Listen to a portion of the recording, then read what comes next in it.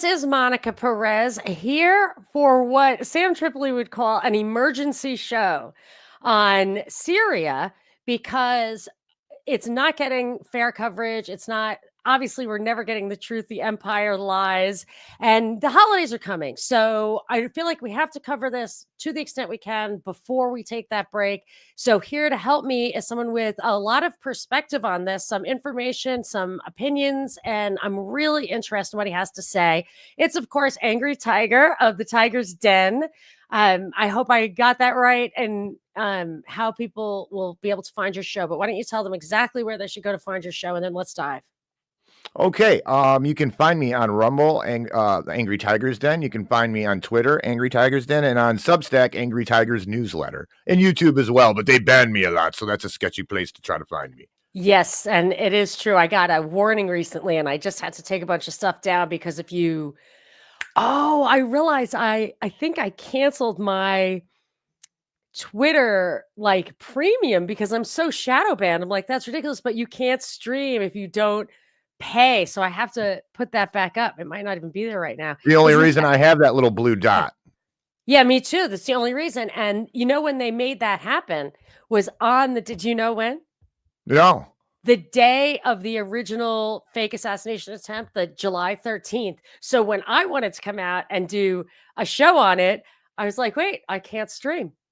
And I was kind of, until I figured it out, I was locked down for a few days, which is all they need is a few days. How convenient. And by the way, it's an honor to be and a pleasure to be here with you and your viewing audience. Yes. Well, I'm so excited that you were able to just join me. We had to do a little back and forth to make the schedule work, but I had seen you with Dave on Naughty by Nature. I hadn't even watched the show before I asked you, hey, I would just love to talk to you about Syria because I was following it quite intensely 10 years ago. And I knew the chemical weapons thing was a lie from the get-go. Even the UN agreed with that. I have video footage, which I played on my show last week, of Fox News saying, look at Assad's chemicals. And they were like wrapped up with cellophane and rubber bands. And it said Qatar and Germany on it. And the rebels had gone to the hospital with their hands burned. And who was telling me the other day that I think Matt Weinglass was saying, yeah, remember the CNN chick who's like smelling it and saying, oh, those are chemical weapons, like stuff that would burn your face off. So it was obviously a lie. And so much what they say about him is a lie. And you said something that a caller said to me when I was on the radio. It was a great format because people would never heard anyone speaking the truth before, and they would call. So I had so many callers from all around the world, I migrated to Atlanta.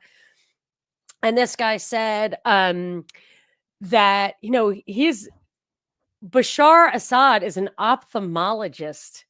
Like, this is not a megalomaniac. Like, he was educated in England. Right. Oh, yeah. Just like Gaddafi, Saif al-Gaddafi. Yes. So, and at the time, I didn't really understand what that guy was trying to tell me. And now, of course, I realize that after 10 years more of him standing his ground, having read myself, like the RAND document about how they were going to first try to bribe Belarus and they were going to try to wipe them out and they're going to do like a fake revolution and they're going to try to distract Russia. It's either way or wins for us.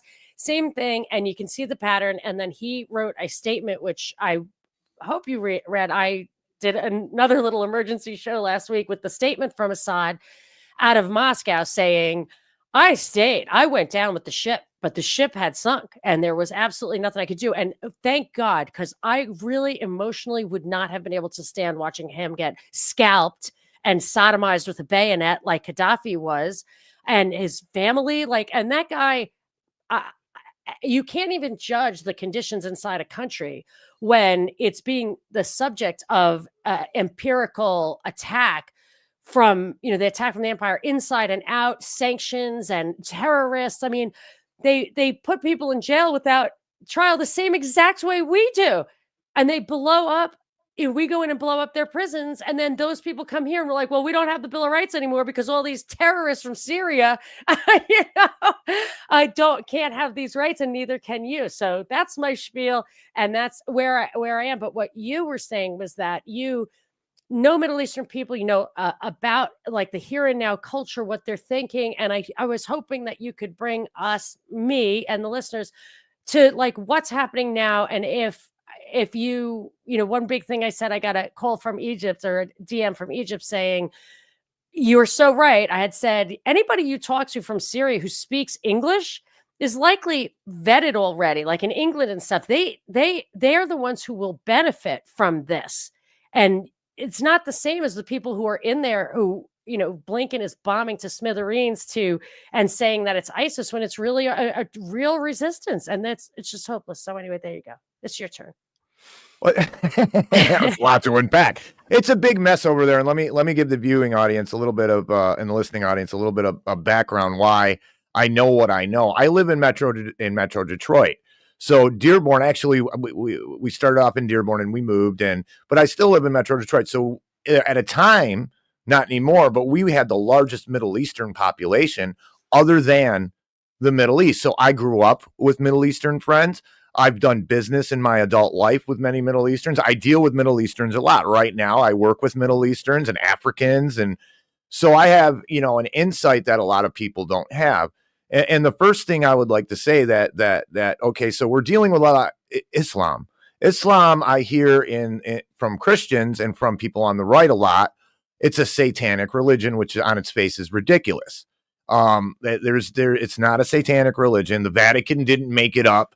That's all nonsense. And when you talk to a Sunni or a Shia Muslim, another thing I like to say is don't talk about Islam if you don't know these three major sects of Islam, and that is a Shia, Sunni, and you have Alawite, which Alawite is kind of like mixed with Christianity.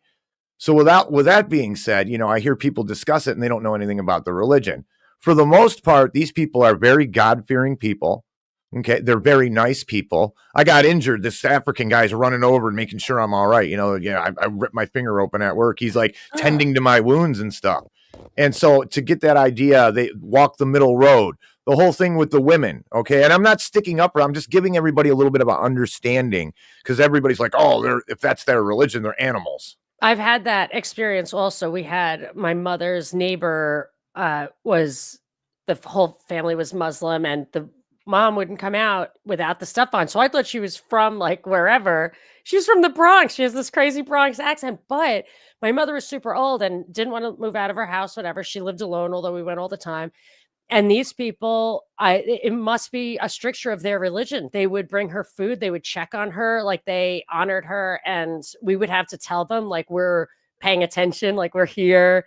So, and boy, when she died, she said, she knew she was dying. She said, you can tell them to come over. The daughter, the teenager was hysterical. Like they really loved her. But my point is just that they obviously had religious strictures that they followed that were good. They're human beings. Yeah. And their religion is like people get mad when I say it's very similar to Christianity, the rules, right? Even like, okay, where I'm at, you have this little Muslim woman. They're Sunni. Okay, mostly the Shia wrap themselves up, but they're Sunni. She yells at her 6-foot tall husband and degrades him and drops F-bombs, and they're very Americanized, but they still have their religion. And I asked my boss, I'm like, what's with all this, beating women and keeping them in chains and all that? He's like, that's all rhetoric. He said, we're taught when we are angry with our women, we chastise them with a feather.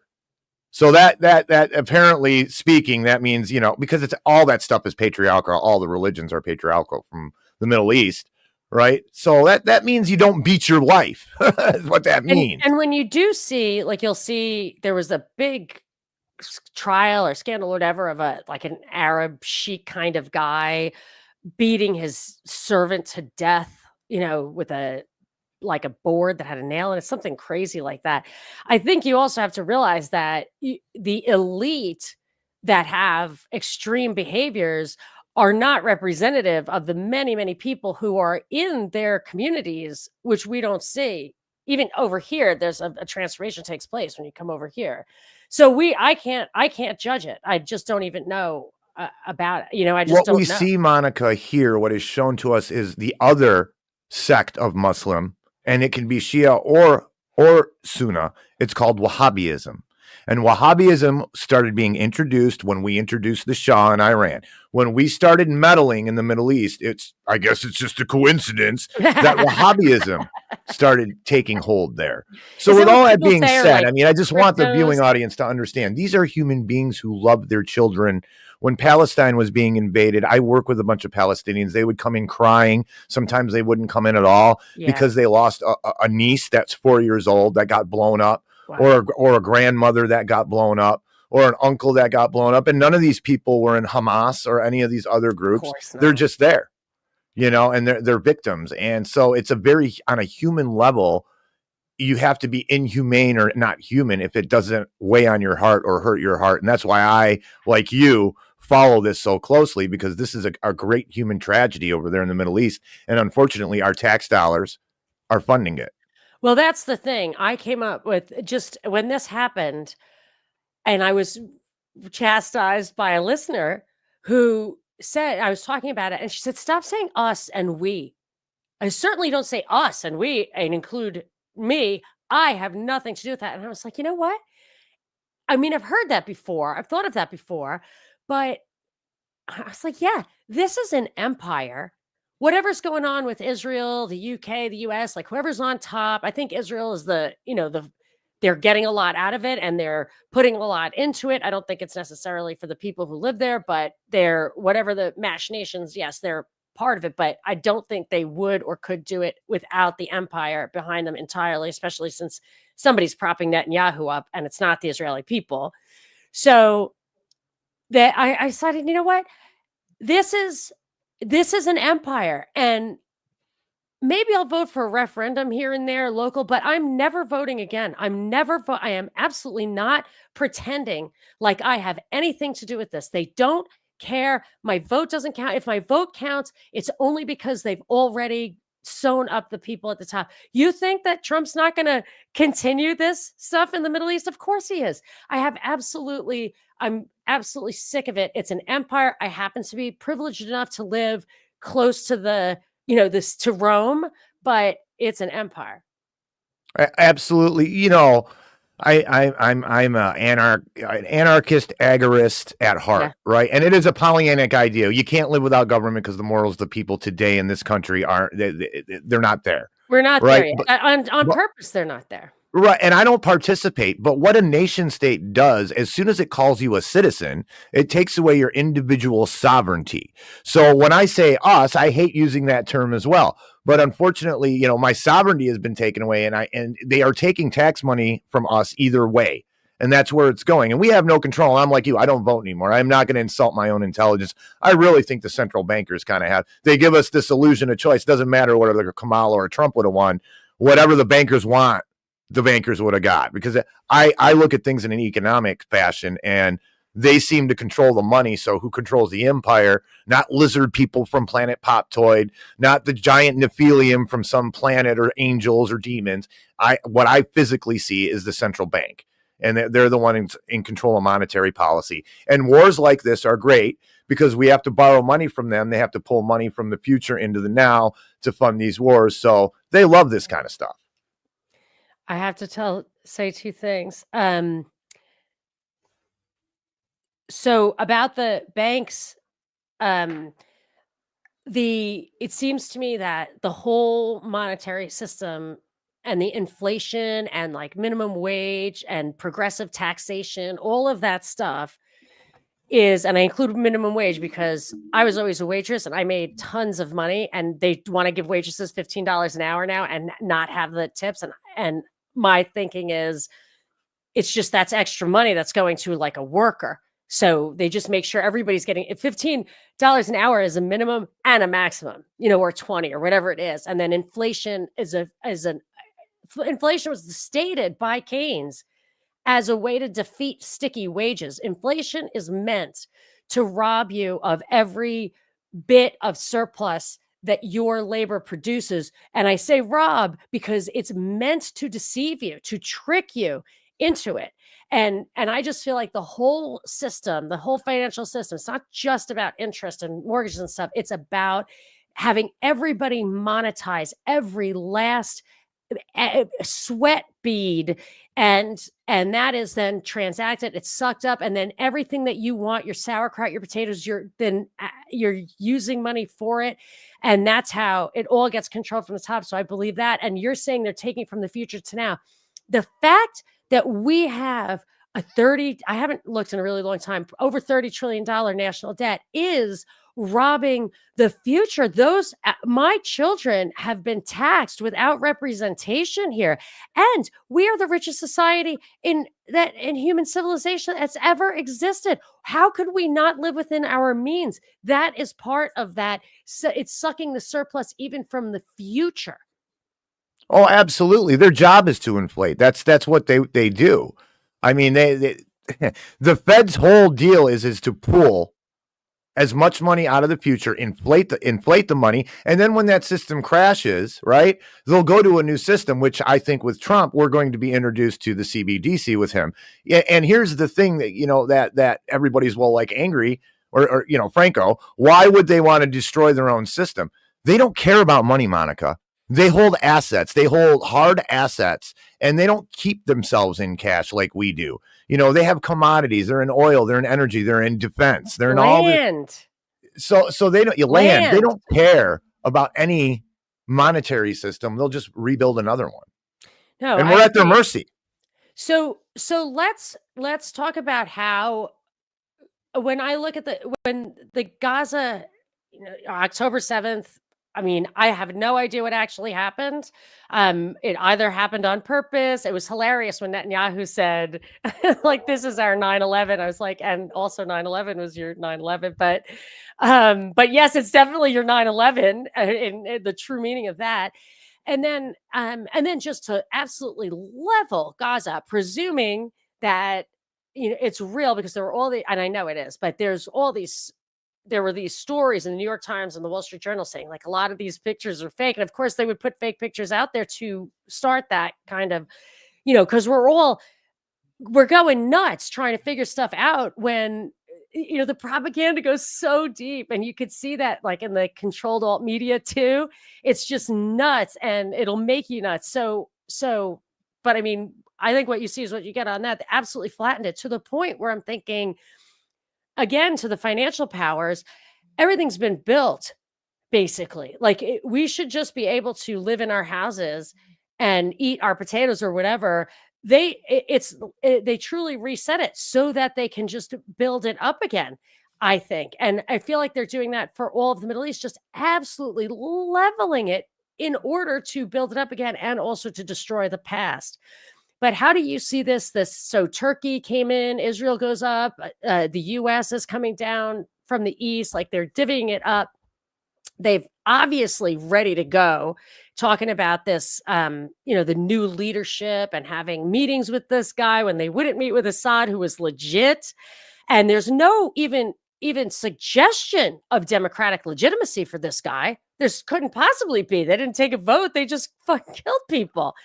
And yeah, so they have that, and they had a bounty on his head because he was some kind of terrorist, which he was, and now that's gone too. So, I mean, do you have a big picture sense of what's happening over there in the kind of leveling, rebuilding, and divvying it up? And then I want to talk about that guy a little bit. Big picture sense is, I don't know if the viewers or you remember the PNAC report from, I believe it was the mid to late 90s. Yes, okay. Of course, like 2000, like right before 9/11. Right before 9/11, the PNAC report came out, and it seems like they're following that plan. I think a couple things got waylaid a little bit because, you have the human action and natural things that happen where they can't control it. So it's still that PNAC report. They're destroying everything, like you said, so they can rebuild everything. See, the only latchkey in this is Saudi Arabia, right? Because Saudi Arabia has us held hostage monetarily, because once they drop us as the reserve currency, we're doomed. So right now we're still buddies with Saudi Arabia, but there's not one person I know that's from the Middle East that likes Saudi Arabia. They all say Saudi Arabia is the absolute worst country and they control everything. And them and Israel and the United States are in bed together. And Iran used to be in that bed, but it seems that Iran is getting kicked out of the bed.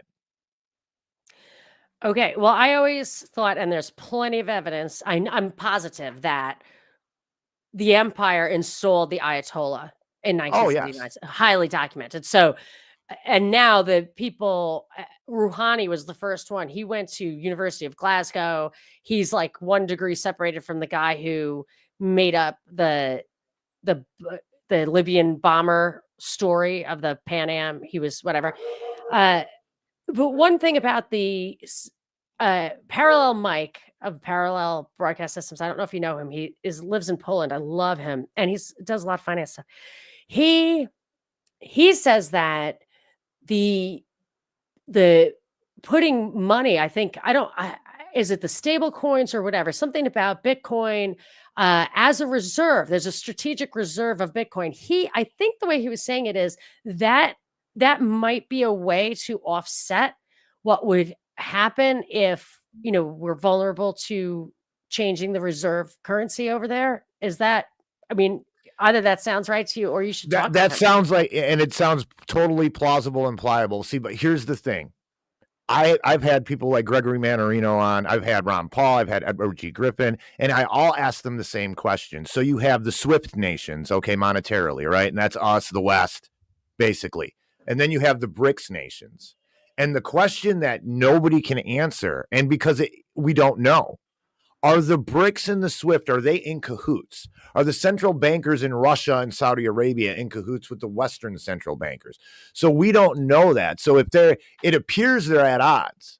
Okay. So if they are really at odds, of course, that Bitcoin being a reserve currency, that holds a lot of water. It's just that I don't think anybody really knows the answer as if these guys if BRICS and SWIFT are working together or not.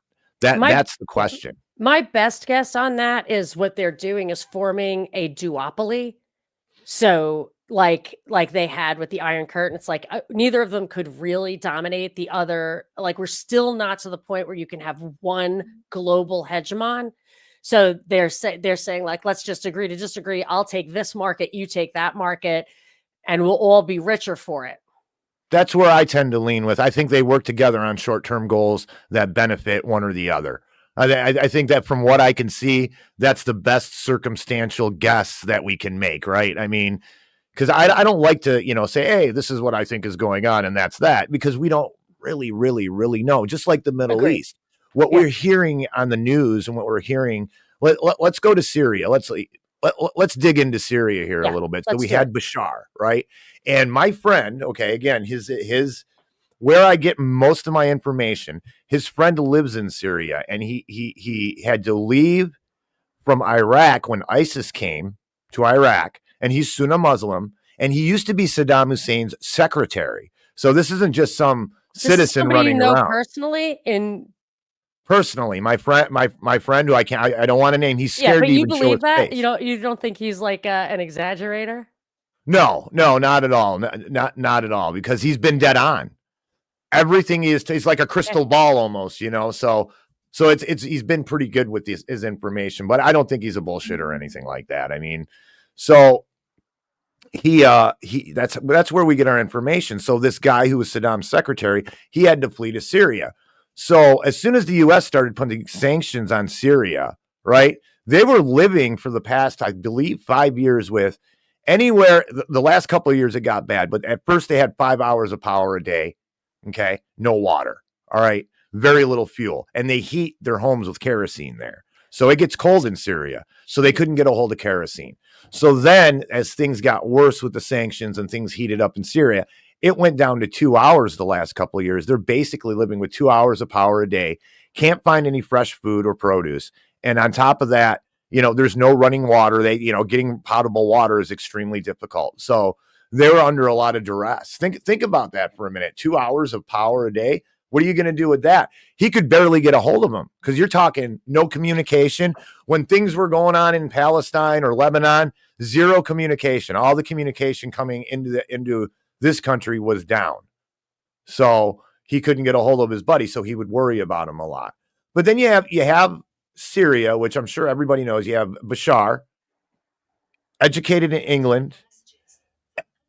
He's educated in England, and he, an optometrist. And in Europe, it was well known before Syria was destabilized. That was a vacation spot. Okay. And not only in Europe and in the Middle East, it's beautiful in Syria. Yeah. It was the most secular country Yes. in the Middle East. You It's could such a be anything tell. and live there It's such a because you had tell when you Ally think about White. the secular ones. Yeah. You had Ally Whites in control. They're like, it's like a Christianity mixed with Islam. So, you know, it was a very laid back. Now, Bashar, let's talk about the truth here. When things started getting crazy in Syria and you have all these terrorist organizations being funded by us to disrupt, right? And they're trying to do their color revolution. All this, everything they do harkens back to the Bolshevik Revolution. You want to figure out what they're doing when they're in another country, and even in this country, look at the Bolshevik Revolution. Every tool they use there, they use in all of this. It's going on here in this country with the division and the influx of migrants. So you have that technique. He had to get pretty stern. So this stern Bashar that you're talking about, of course, anybody that he thought, and where would you be at that point mentally? Anybody he thought was a terrorist to him, trying to overthrow his government, he was brutal with them. There's no doubt about that. He would execute them. They would go to prison. This is the Middle East, right? There were torture rooms. But was he like doing this to normal everyday citizens? No, Damascus was a beautiful city. It was a major city, and it was, like I said, a vacation spot for most of Europe. So that's Bashar. Now we've sent ISIS in there. They didn't do the job. While ISIS was in there, HTS, okay, was our backed sanction, our backed terrorist group. And so we've got this new leader who comes from HTS, okay? And the new leader, his name is Ahmed Hussein al-Shara, okay? He's also known as Abu Mohammed al-Julani. Oh, because of the Golan Heights. That seems like a tell, too. It's Golan, it's also Golani. Thank you. This guy he was in Al-Qaeda, started al-Nusra, okay? Then after that started this HTS, all right? And they still have ties to Al-Qaeda this day. So Turkey, Qatar, and the U.S. have funded this guy on or off in the past, all right, to disrupt Syria. So you have this guy in Syria now. He's in charge. As you alluded, in 2018, our State Department put a $10 million bounty on this guy. Now, all of a sudden, he's an exalted hero, and Bashar is the bad guy. This guy had genocides in 2000. I got him listed here. Okay, where are the genocides that he did? The Yazidi genocide, basically a Kurdish genocide in 2014. In 2018, more Kurdish people he destroyed. And right now, Christians, Kurds, Sunnis who don't agree with this Wahhabism that this guy represents, and Shia who are living in Syria, they are under extreme duress. Extreme duress. When this happened, my friend's friend there in Syria, he would not let his daughters outside. And still, as far as I know, the women don't go outside. The men only go outside at night to get what they need. They go back in. They're scared to death over there. Throughout, because Syria is kind of been chopped up a little bit. Like we had been occupying the East. I mean, would you say, do you happen to know if he knows people in Damascus or Aleppo? They're or just Homs? outside Damascus where these people are. If you look at a map, Damascus is kind of weirdly close to Israel, actually. It is southwest.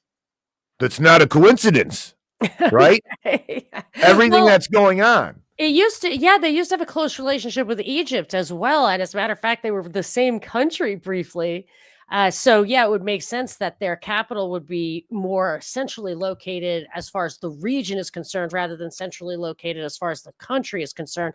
Plus, it's the oldest city in continuous existence in the world. So the borders of Syria are not related. In Damascus is not a reflection of the country of Syria, but rather the ancient historical Jerusalem area, that whole area, right? A lot of people don't know that. Yeah, you got to look at a map. It's interesting. It is very interesting. So you have now all these people living in abject terror. They don't know what's going to happen. They really, really don't know what's going to happen from day to day. I mean, you have this maniac in charge now. They put him in a suit, and all of a sudden he's a hero. And this guy was the head of al-Nusra. I mean, we had a $10 million bounty on him. The first day, the first images you saw, and they're like, oh, people are rejoicing throughout Syria. First of all, I did not see any people. It was just military people. Like, it was just the rebel guys or whatever. So you saw no panning out. There was nothing. And that guy, I noticed because he was a little taller than the people around him, he looked nervous. And I thought, man, if you're going to be the strong man, if you're going to be the face of it, you do not want to be taller than the people around you. Right. I just want that guy's like on the lookout. and I looked, I was like, that does not look like a guy who feels welcome. And I'm not seeing the crowds. No. The people, this is the thing that's crazy. The people that live in the Middle East, no matter where they come from, they know the deal. They know Hamas the Palestinians know Hamas was created by the U.S. and Israel. Okay. They know Hezbollah was created by the U.S. and Israel. They know that. And I'm not going to get it. What I don't like about it. It's the Jews. It's the Jews. Yeah, I know. I don't. Jewish is a faith. It's not even a race of people. And the reason that's what everybody says is because when you do that, when you dedicate your podcast to saying that, you're not talking about all this other stuff, which we're responsible, that our government is responsible for and can actually be dealt with. And, okay, so whoever's behind it, it doesn't matter. You have to know what it is and be horrified. And like in 2013, 2014, when Obama was trying to do this, it was the vast majority of people were totally against it, and he couldn't do it. It doesn't matter who's behind it. Like, that's not the thing to focus on. The really hopeless, like it's this, whatever. But yeah, so it is Israel and the U.S. I think it's documented that they created Hamas, and I think they were doing it because Yasser Arafat was a secular leader. They don't fuck with the secular leaders. They don't. No, they don't want peace there. They want distortion, disruption, everything they can. And I preach this a lot on my show, and I want to give this gift to your viewers. When you hear a podcaster or anyone in the alt media blaming one group, the Masons, the Vatican, the Jews, this, either they are or they have fallen for, and this is circumstantial, I don't have proof of this, but what I believe is a COINTELOP to keep your eye off the ball. When you have one thing you are focusing on, you're not situationally aware anymore. You're just focusing on this one group, and you're not getting the big picture. I would love if it was just so simple that it was the Masons that were in charge. Well, if it were that simple, you would never hear anyone say it. Right. Because you have to be allowed to say these things. So you're allowed for... not that the Palestinian protesters aren't completely justified, but you can hear them and you can see them. Syria, they killed more people in Syria over the years that the empire did, and you really never, ever, ever had any protests against that were given a lot of airtime. But yet this siloing is that's also kind of documented strategy. So it's Fox and CNN, and never the twain shall meet. You don't get exposure to the other side, but it's also true in control media. And I also think the like supernatural stuff, UFOs, all of that, which look, I can't explain our existence on Earth. I think it's clearly intelligence. I think there's a God. I think prayer works. I mean, I'm not dissing any of that. Jesus, I would, angels are interdimensional beings. Like, I get it.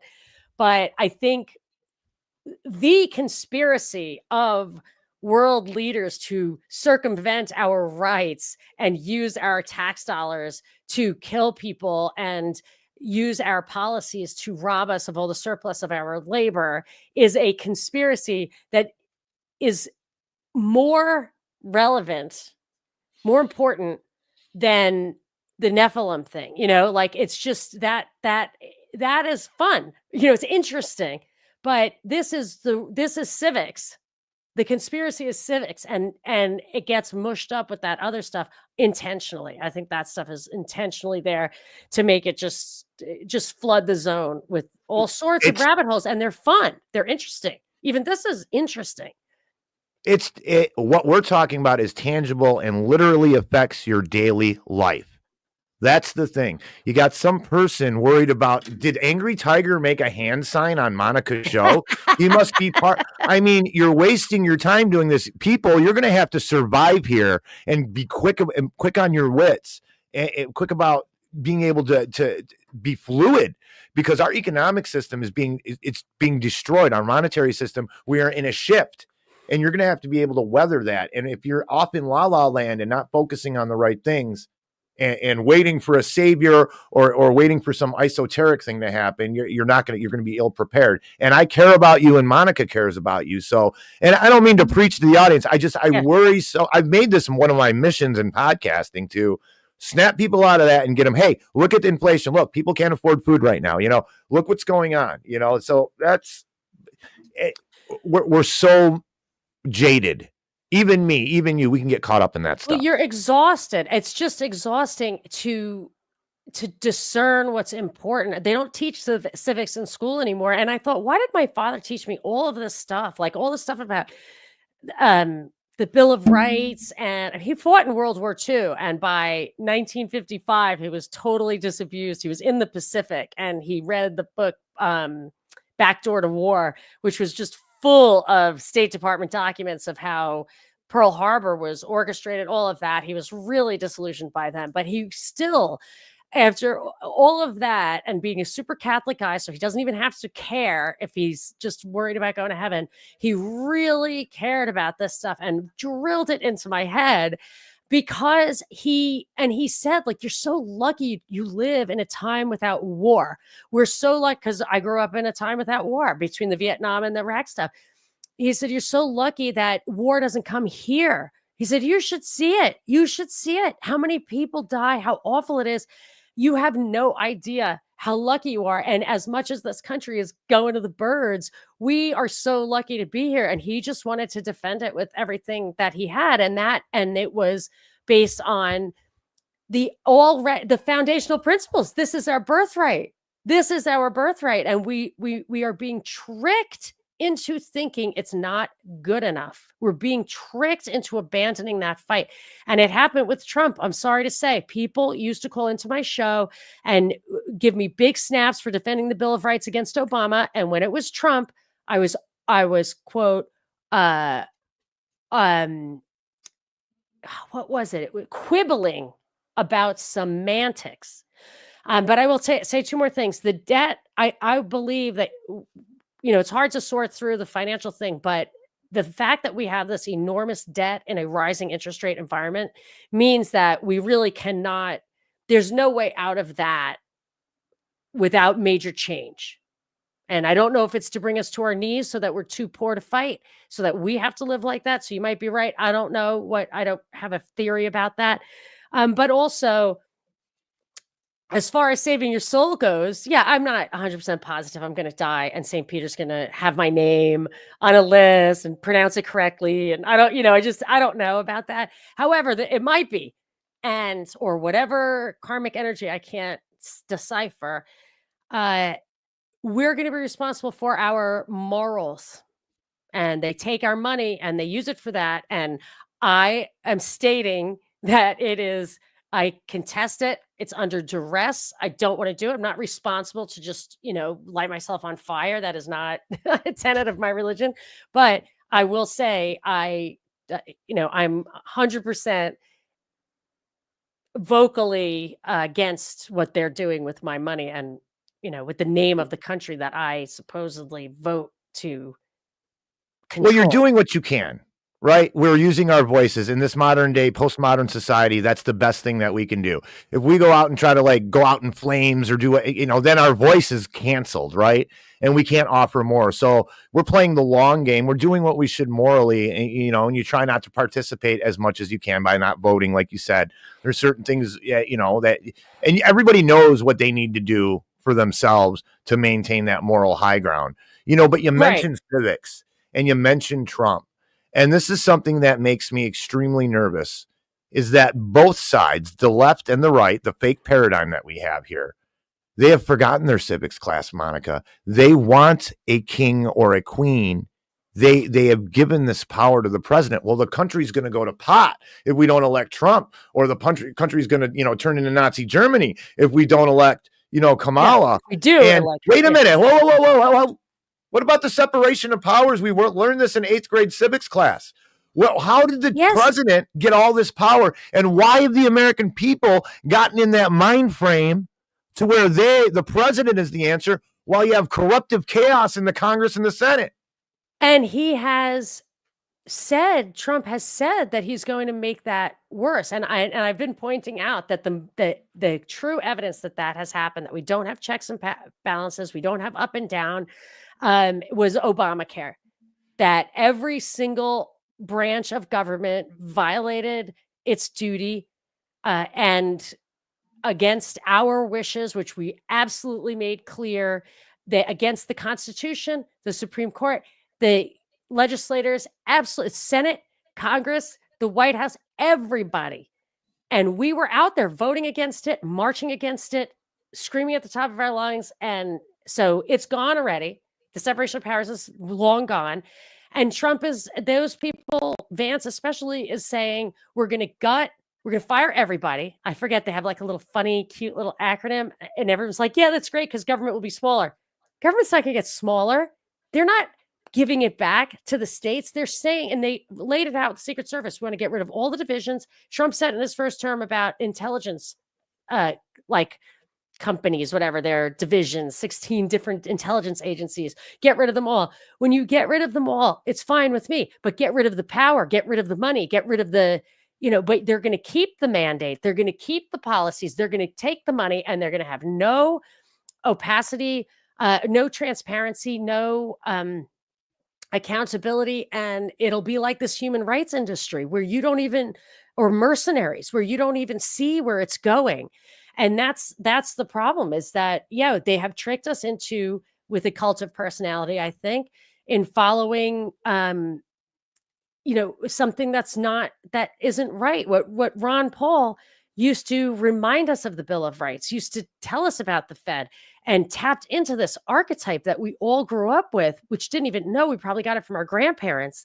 And that's just gone. And it came from the side that really did defend the Bill of Rights. And I guess it would have to, because that's the only way. What you're seeing on display, it's Dodge, the Department of Government Efficiency and all that, right? With Elon, right? Yes. And what has been happened is they changed the definition of fascism for the left, right? So fascist means racist, basically. To that, just boiling it down. Fascism is the Mussolini actually was a fascist. Yeah. The cooperation of the state and corporations. Okay. Yeah. And what we have now, we don't have a free market. We have, and it's on full display with Elon Musk and Trump.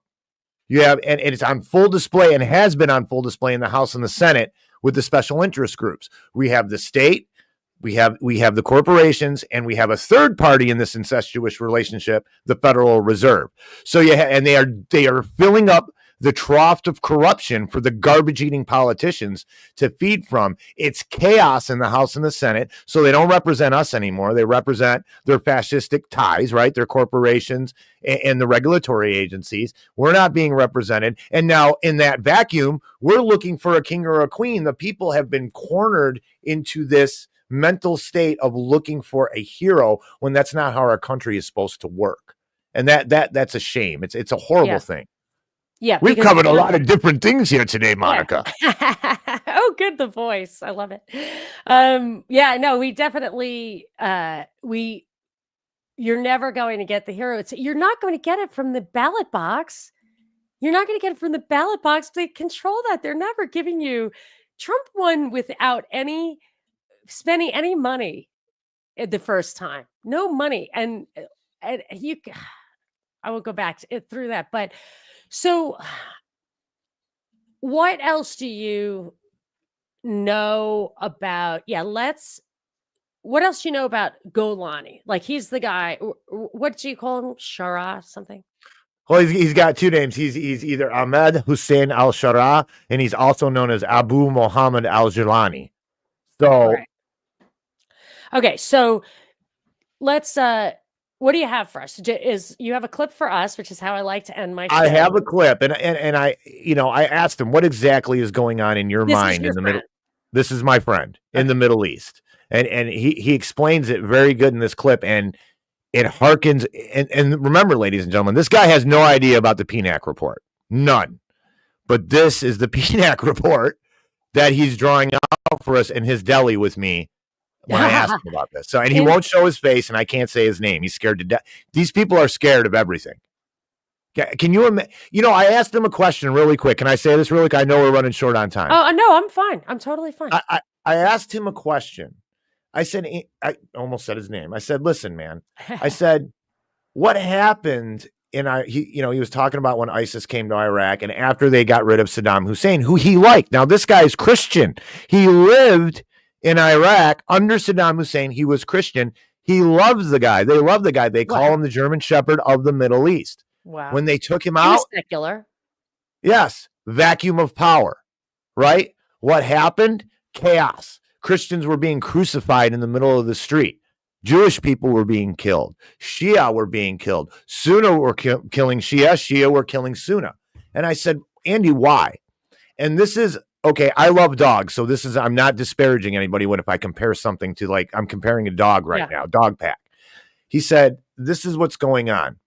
He said, when you're under a dictatorship, the way we were, he goes, Saddam was good. He goes, but it was still a dictatorship.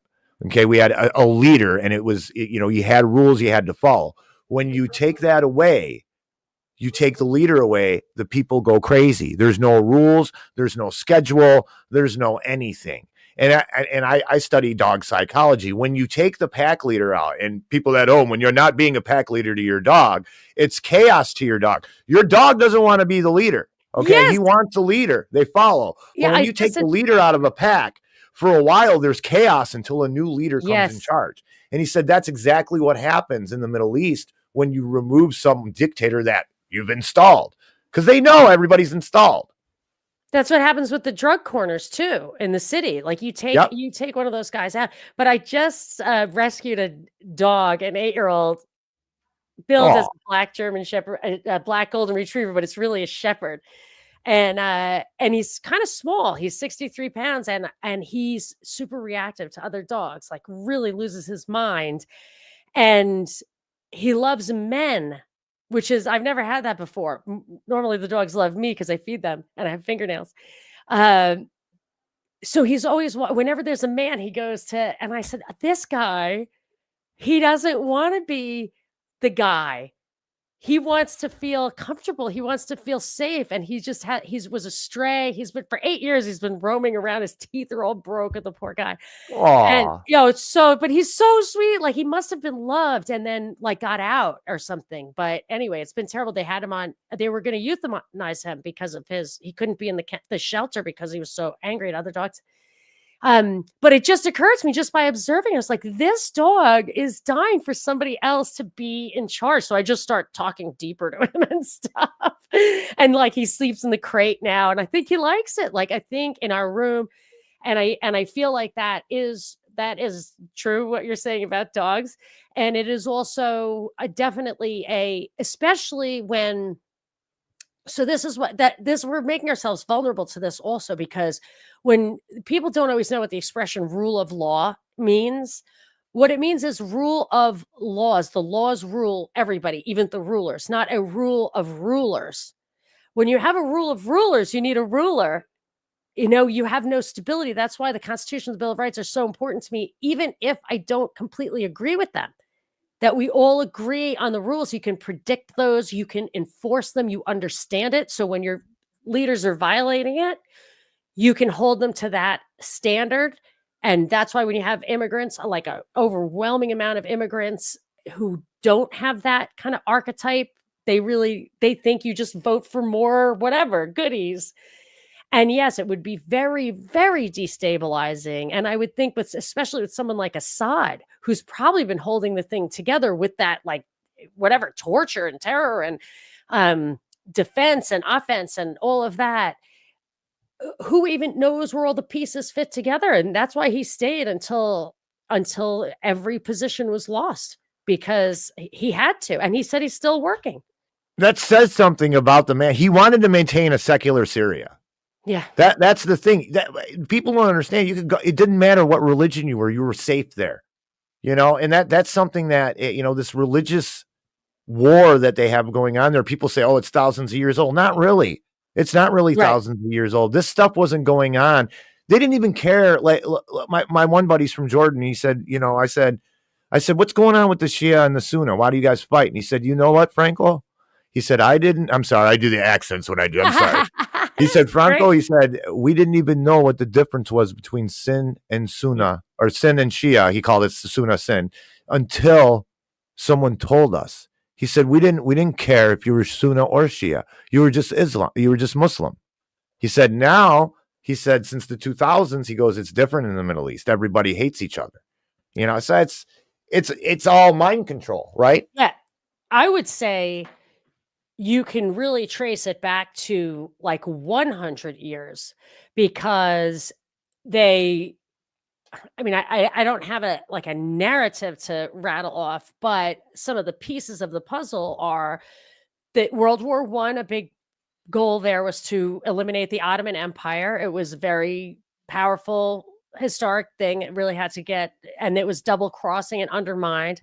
Then they came in with the Sykes-Picot, which Yep. created these like intentionally patchwork countries.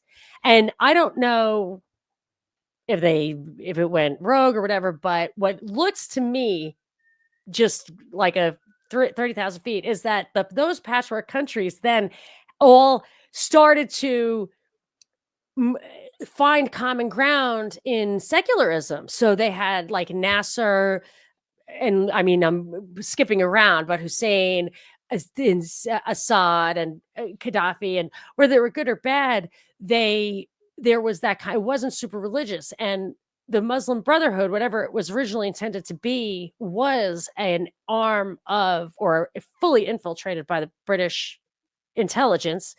And Nasser, whatever, famously got the guy to admit it. But it was so then after a while, I think Bernard Lewis came up with the Bernard Lewis plan, whatever, which was to then go do the opposite, to take those, to start cutting it up so that they would have small, very ethnically or tribally defined regions, which is in the Oded Yinon plan. And you're nodding your head. I know I'm not like letting you chime in, but I see that No, you're no, no. in I love agreement. this. So they put that, and they actually, in one of them, it said we would identify venal imams. And I remember very distinctly because I had to look up the word venal, which is like you can bribe them basically, venal imams.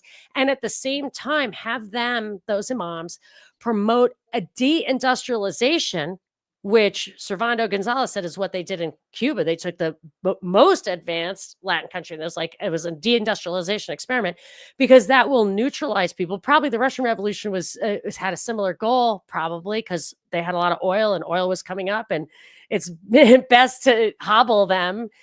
But if you don't want the competition, so that is what I think they're trying to do now, and that's what the Oded Yinon plan says. The New Middle East map of Condoleezza Rice, Wesley Clark's list of 7 countries doesn't say what they were going to do with the 7 countries, but Oded Yinon's does, and that's what it looks like they're actually doing now. So I would say that it's the last 100 years that really defines what we're seeing and how belief systems were cultivated and exploited and even more radicalized to where like the headdresses and stuff, or even radical Orthodox, or not radical Orthodox, like Hasidic Orthodox Jews. I've heard my county is absolutely like 30% Orthodox where I grew up. Those like it got stricter over the past 75 years, that for I'm sure reasons of geopolitics, pushed down from the top. But what we see looks like ancient tradition, I think is not. You broke that down so succinctly, and you did it in with historical values, and that was great. And basically, we do working man's English on my report, when I'm reporting financial stuff. But basically, what you're saying is they kept those people in the Stone Age on purpose because there's oil over there. That's basically the whole nut, and the whole shell and the nut together. Is that there's oil over there. That's the lifeblood of the military industrial complex. It's the lifeblood of manufacturing right now, and will be for some time. And that's what they did. They said, look at this region, just like Africa. Look what we do to Africa, and more Europe is really involved in Africa, and Russia too. Russia's not they're not great either. They have their things that they do too. But look what we've done to Africa. Look what we've done to the Middle East. We keep those people in the Stone Age. They're over there with bear skins and stone knives trying to get things done societally wise. Okay, while the elites have everything they need, but in the societies, they're in the Stone Age. They're teaching them Stone Age things. Right? Chaotic, super patriarchal, super, Wahhabist, extremist, all of it. Even some Christians there are extreme. I mean, you're looking at crusade type kind of things. So this is what the elite do. This is their modus operandi. And it's a shame, because what makes me mad, what hurts my heart, makes you want to cry. You see pictures. I hear my friend talking. We didn't have any water. He calls me Francona. Francona, we didn't have any water. He's like, we're standing in line for a banana. The kids, they don't have anything to eat. We don't have anywhere to stay. We have nothing. He said, imagine having nothing. And here's the thing about that is, and then I want to get to this question here, which is a little aside. That can only be true for a prolonged period of time if the power is enforcing that. And I always think of that. People are like, oh, we need antitrust. We need this. There's blah, blah, blah. Otherwise, we couldn't have whatever. And my answer is there's a substitute for everything. It's either a necessity or it's not a necessity. And I don't have a right to an iPhone instead of a Samsung. And if they want to merge, then I just don't want, they make that a necessity. But but ultimately, you can always opt out of anything down to food, water, shelter, whatever. And if you think about what it takes to get that, there is not in my world, and maybe in a desert, whatever, but there isn't really scarcity of that. I'm telling you, you wouldn't believe how easy it is to grow a potato. It's so easy to grow. And and you can live on potatoes. That's it. You know what I mean? There's water and it just doesn't cost that much. So if you have no water, if you're starving for prolonged periods, it's because you're being restricted from either moving around, or from accessing just the simplest thing, from people helping you. I mean, bananas, I could definitely contribute 1,000 bananas a year, and so could everybody else in America. So it's artificial, and in that way, it does make you sick, because it's people, the overlords have absolute contempt. And I think that's why it's so easy to say they're lizards, or it's Jews, or it's dragon people, or whatever. It feels like it has to be an other, and maybe it is an other. It has to be, maybe I think it's a total immorality at the top. And you can see it spans, like, people of different backgrounds, but they're just, they're in there literally using, like, castles. They go to Versailles and they have them. It's like, why? How is this better? How is this even better? But it's not just oil. I feel like they're to get to this. How do trade routes play into this? Karen Carpenter asks, and I think maybe it's not just oil. I feel like it's a really important region of the Eurasian continent, which is the most important region. And the British Empire, the American Empire, is the one that hates, that has to make sure that the Eurasian continent is in constant chaos, because they have the brain power, they have the commodities, they have the resources. I don't understand how the Anglo-American Empire persists. To the Silk Road, right? We're going all the way back to the Silk Road, and the thing is that this is the bad thing. I mean, if back on the spiritual side, sooner or later, we're going to have to pay for this. And we live in the empire, right? Rome fell. I have Roman blood in me. My father was a Roman. I can trace my bloodlines back to centurions in Rome. Really, right? Frankie? I never would have guessed that. You never would have guessed. I'm a flaming wop over here, pasta slurping son of a gun. But anyways, but yeah. So the thing of it is the empire collapsed. Germanic hordes and tribes actually took over the empire because it fell apart. And I watched the moral decay, and that happened over a period of thousands of years. We are now have decayed in a period of hundreds of years where if you watch someone get into a fight, they get knocked down and the guy's going to murder him by kicking him to death. Back in your day, the crowd would have not allowed that. Now the crowd views it with their cell phone. We were talking about this the other night on one show I was on or something. But so it's scary. This is scary. And the Romans paid for enslaving the whole world. Okay. And they paid a heavy price. And now we are in that position. And I think karma, whatever you want to call it, God punishing us, however you want to do it, we're going to pay for that. That's why I don't like being, in this soup that we're in. It's not a good tasting soup. It's radio that started that the ability to propagandize people at that level, that cheaply and that broadly. Now, this is still radio. It's just radio. The screens are radio. It's all I'm just calling it radio. That's why you had that accelerated ability to change the culture, in my opinion, because it's also used intentionally. So let's get to this clip. Yep. And for people who don't know, PNAC is the Project for New American Century, which basically laid out the plan for 9/11. If you read it, it called for a new Pearl Harbor. And it was about taking out Saddam Hussein. And that's what they said was going to do it. And if you look at how many people died in Pearl Harbor and how many people died on 9/11, it's eerily similar. So let's hit this. Is that in your control? I think it is. That's in my control. You guys ready? Here we go. I'm ready. Let me know if you can hear in the chat. I'm monitoring. You got Iran here, okay? Okay. You got, I'm going to do the math, you got Lebanon. What's your echo? You got Angry, you got to. I got an echo. Okay, hold on. I'm sorry, everybody. Sorry. Angry took a hiatus and he's a little rusty, so I need to mute myself. Oops. Yeah, you do. I'm going to start again. I'm sorry. Sorry about this. And if you can jack up the volume in any way, that would be helpful. I believe I have. But if you can't, it's okay.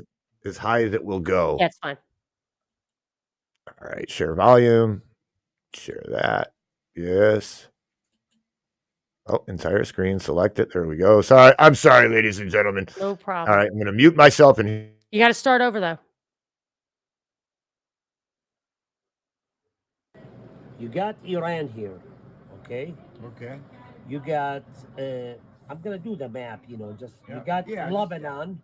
Okay. You got Palestine. You got Syria. You got Iraq. You got Jordan. And then you got Turkey. Oh, T, that's a T. You got Turkey. You got Pakistan. And you got Afghanistan. Okay? You got, Palestine, Hamas is done. Right. Israel destroyed it. Syria, the Sunni just took it over, so there's no more support to Iran. Iraq is the only country left pretty much. Jordan, they're mostly Sunnis, they're not Shias. Okay. You got Turkey, they're Sunnis, so they're against Iran. Pakistan, they're Sunnis, so they're against Iran. You got Afghanistan, they're Sunni against Iran. So Iran's surrounded is what you're talking about. Yes. By hostile. Yeah. Hostile forces. So they took all these countries out. The only thing that's left is Iraq. Okay. So Iran. Explain the significance of Iraq and Iran. So Iraq is the only vein they have right now. Economically.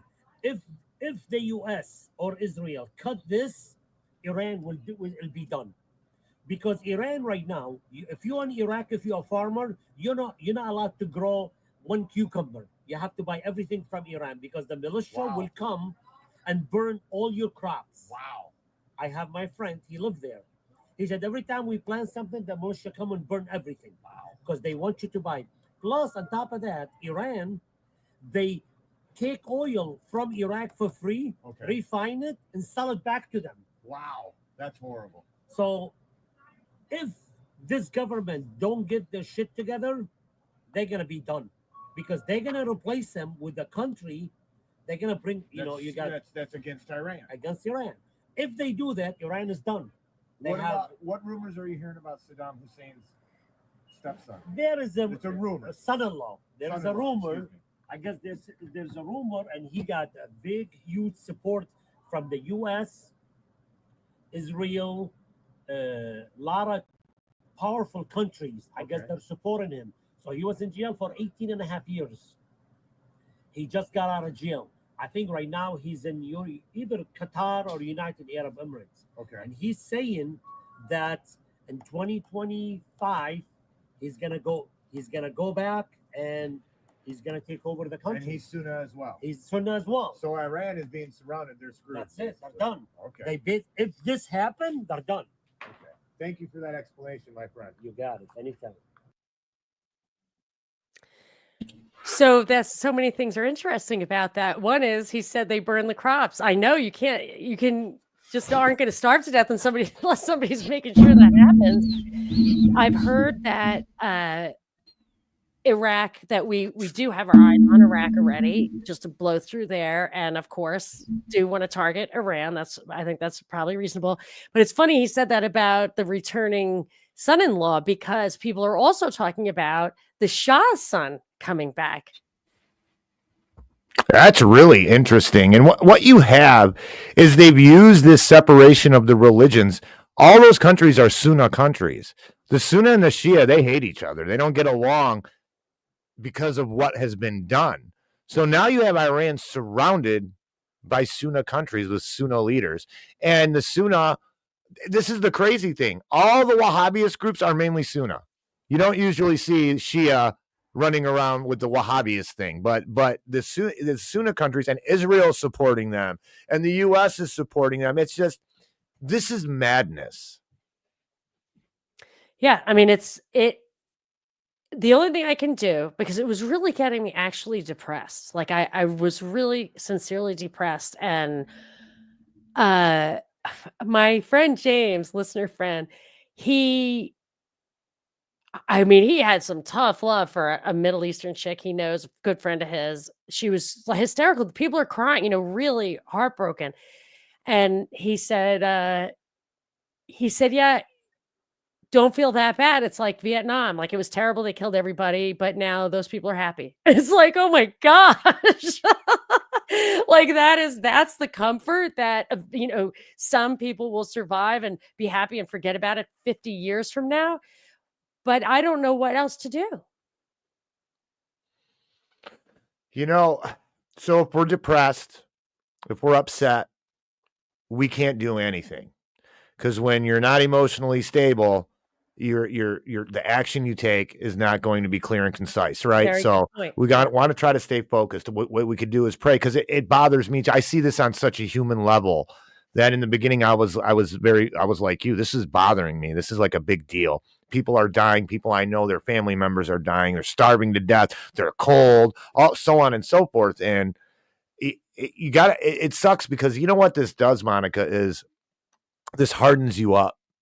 If you don't get hardened up, you're going to be driven insane. And Chris Graves told me that. He's like, you have to build calluses on your mind, because if you don't, this stuff will drive you crazy. Yeah. Yeah, it's very upsetting. Yeah, I did notice I was starting to get depressed, and you're right. You don't really function very well when you're depressed. And I mean, you can think of what you could possibly do to make a difference. And voting doesn't make a difference, but I'm like, I am absolutely going to publicly call out that this is not, maybe I can't do anything about it, but I certainly am not going to inadvertently own it by saying us and all of that. No. But my mother said in her in her final days, she said, pray for world peace. Just pray for world peace. Absolutely. If everybody did that 7 billion prayers every night, it would happen. It would happen. Absolutely. Energy. And, there's a Catholic, the Lady of Fatima said the same thing. And in the Catholic tradition, she visited some children in Portugal, and supposedly 80,000 people seen it. Yeah. So, and she said, pray for world peace, every day. And that's, I don't know. I'm sure that's where my mother got it. Has some kind of weight, right? That's my mother prayed 4 hours a day. She did like Our Lady of Fatima. So I'm sure that's where she got it from. But I agree. Not just the energy, but the thought of it. Like, if you're seriously going to bed at night, like she would say, wake up in the morning and dedicate your day to God. So I think, like, try not to use a bad tone of voice, or, be a good example. Like, that's the day.